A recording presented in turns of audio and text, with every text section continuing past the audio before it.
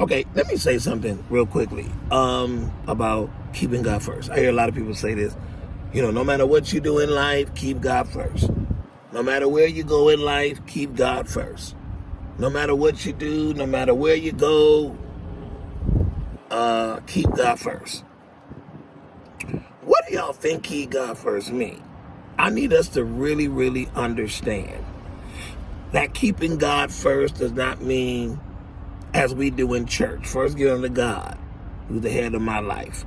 If God is not the head of your life, if the Lord Jesus Christ is not the head of our lives, let me say what Evangelist Deborah Scranton said. She says, giving honor to God, who's the head of my life most of the times, because there are times that he's not. But I get why she said that. But let me get to my point. Keep God first.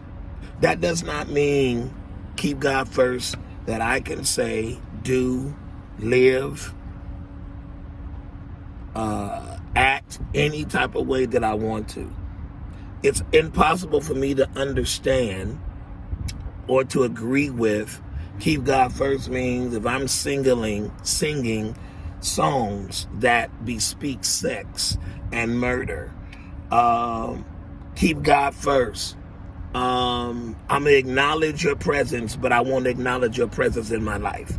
I want to acknowledge that you exist, but I'm going to deny your existence as it relates into a personal relationship. What comes to my mind is 1 Kings 17.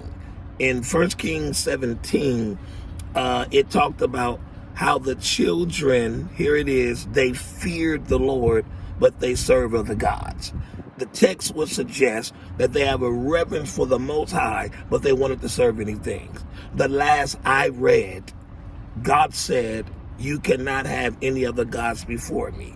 The word before does not mean first, second, third, fourth. There is no other person that needs to take preeminence over your life. If you're going to live a God-centered life, if we're going to live a God-centered life, then if God's going to be the first in our life, then that means we're saying he's God-centered. He cannot just be recognized as no other deity. He's not Buddha. He's not Allah.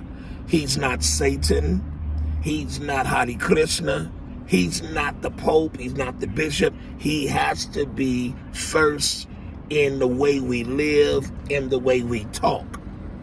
So Paul comes to mind, and I close. I beseech you therefore, brethren, by the mercies of God, that ye present your bodies as a living sacrifice, holy and acceptable unto God, with your reasonable service, and be not conformed to this world, to this age, to this epoch, to this era, to this dispensation, but be transformed by the renewing of your mind.